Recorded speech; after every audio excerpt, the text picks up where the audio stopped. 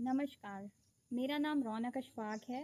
मैं उत्तर प्रदेश के प्रयागराज ज़िले की निवासी हूँ। मैंने समाजशास्त्र में स्नातकोत्तर किया है।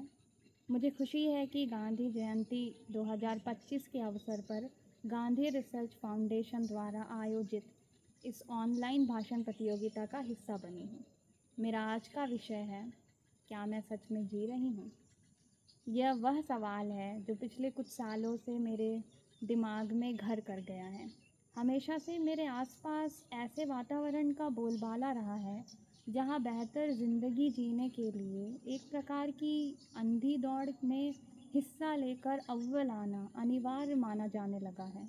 उन कतारों में पीछे रह जाने वाले लोग या कतार का हिस्सा ना बनने वाले लोगों को अदृश्य मान लिया जाता है, जैसे मानो उन्होंने बहुत बड़ा पाप कर दिया हो, ठहर कर या अपना रुख मोड़कर।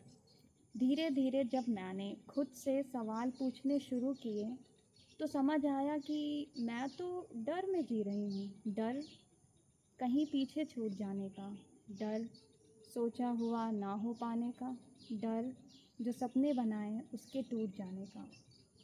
जब सच में एक एक करके इन डरों से सामना हुआ तो खुद को संभालना मुश्किल हो गया, क्योंकि इस भाग दौड़ वाली ज़िंदगी में यह बताया ही नहीं गया कि असफलताओं को कैसे स्वीकारना है। सफलता के पीछे भागते भागते मैं असफल होना भूल ही गई। मुझे पता है मैं उस विषय के बारे में बात कर रही हूँ जिस पर बात करना आज के वक्त में ज़रूरी नहीं समझा जाता, लेकिन यह काफ़ी महत्वपूर्ण विषय है। इस सवाल के साथ जूझने पर मुझे यह समझ आया कि मुझे असफलता का डर इसलिए नहीं है कि मैं कम सक्षम हूँ दूसरों से, बल्कि मैं भी उस दौड़ का हिस्सा बन रही हूँ जो तमाम लोगों को एक दूसरे की कॉपी बनने में लगाए हुए हैं। इस दौड़ में मेरा वास्तविक व्यक्तित्व गुम होता जा रहा है। ऐसा लगता है मेरे सोचने समझने की क्षमता दूसरों द्वारा लिए गए फैसलों पर सिमट कर रह गई है। यह मुझे तब नहीं समझ आया होता जब मैं सफल हो जाती।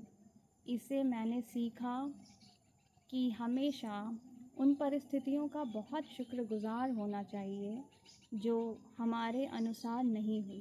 तभी आज मैं वह बन पा रही हूँ जो बनना मेरे लिए ज़रूरी है।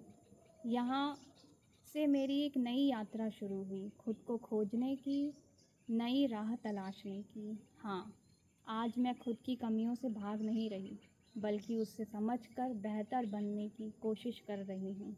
नया सीखने के लिए तत्पर हूँ। अब मैं कह सकती हूँ कि हाँ, मैं अपनी ज़िंदगी जी रही हूँ, क्योंकि अब मैं डर में नहीं, बल्कि सीखने और बदलने की प्रक्रिया में जी रही हूँ। धन्यवाद।